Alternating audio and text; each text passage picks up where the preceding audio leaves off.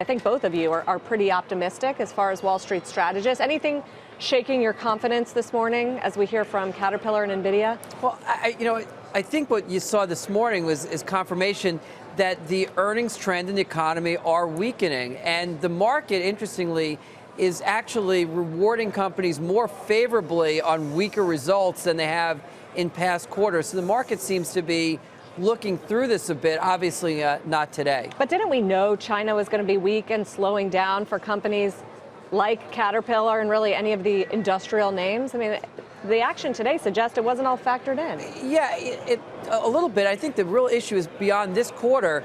The next quarter, the first quarter, which we'll hear the results from in April, the growth rates are expected to come down more.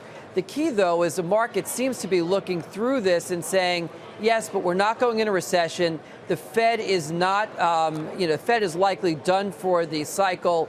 Volatility is likely to come down a little bit more, and therefore the market, I think, is going to be perfectly fine, but the earnings growth story is going to be weaker. Brian, one of the great growth stories of 17 and 18 was NVIDIA. Yep. I mean, now it's not. A $500 million reduction in guidance off a $2.7 billion top line expectation. That's pretty significant. Does that impact overall people's view of growth?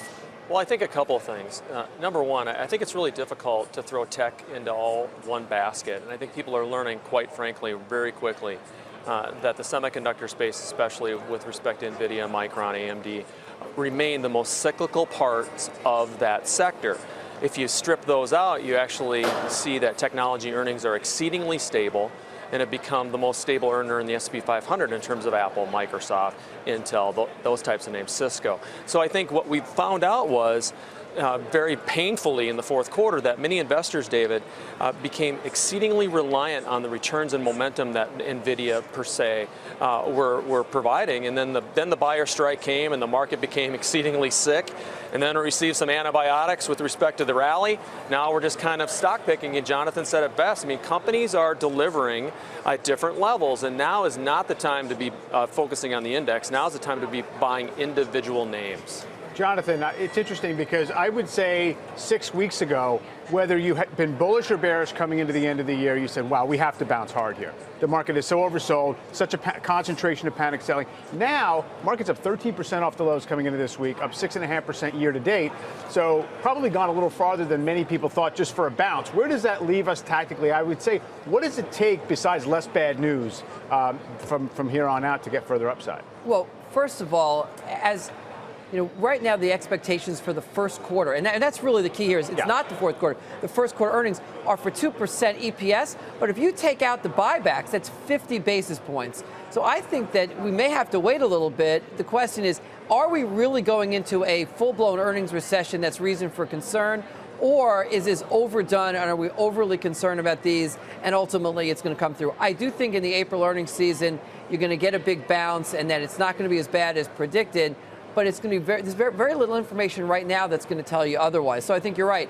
Volatility coming down a little bit will help, but the real news you need, you're not going to get for a little while. Does that mean you roll right back over at this point, or are we just going to kind of I think it's going to be sloppier, and I think that if that 2%, mind you know what, Mike, what always happens is the estimates naturally decline during the quarter that they're exhibiting, and then they bounce at the end. So that 2% expected growth for the first quarter, by the time April 1st comes around, that's going to be a negative number. And we're almost guaranteed to have that. And so the news flow is going to be just god-awful on first quarter earnings. And the question is going to be, how bad is it really? Are you going to get a bounce or not? Well, I think the bad news actually is what people want, because they want the Fed to be dovish. And I think this all comes back to stock picking in the market, building credibility, these companies building credibility for their fundamental wherewithal, and that's going to take a couple of quarters to settle that in. I mean, if we're trying to figure out whether earnings are going into recession and what corporate behavior is, didn't get a very encouraging sign from NABE. This is the National Association of Business Economists. They put out their survey. 84% of respondents say they had not changed investment or hiring plans due to the tax overhaul. What's that about? That was supposed to be a big boost for capital investment. Well, Brian. forecasting takes a while, Sarah, in terms of how you're going to forecast going out in terms of your growth. Now, remember, too, that the majority of CEOs that have been in their seat in the S&P 500 have been there 11 years. So they were hired in 2008. Their job in 2008 was to cut. And now that's all they need to know how to do. If we're going to spend our way out of this and grow our way out of this, we have to see some more CapEx, and we need to see some different so things why is that not happening? We got the lower corporate because tax people rate. are still playing defense. They're so afraid to be wrong, they don't want to be right. And so what happens is we need to see a sea change. We need to see confidence. We need to see a deal out of China. We need to see credibility out of fundamentals with respect to earnings, and people will feel better. Animal spirits will help drive the market in terms of not just stability but higher prices. Yeah, I have a different take on this. We have something different. There you go. That's good. No, and we're both pretty optimists, but I think that here's the reality.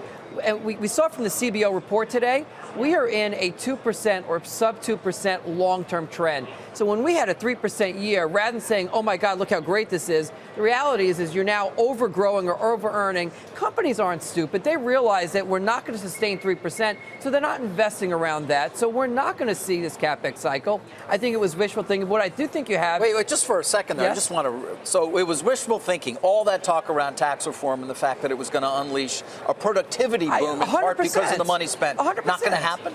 Well, no, I don't think it's going to happen because ultimately businesses are investing for what, if you're going to build a plant with a 20-year life or buy a piece of equipment with a 10-year life, and you think that you have a boost in the near term to being able to, accelerate your deduction. You can write off all of it. But ultimately, isn't that enough? But you were able to write it off all before over a period of 3 or 5 years. So all you're doing is accelerating that write-off in a shorter period of time.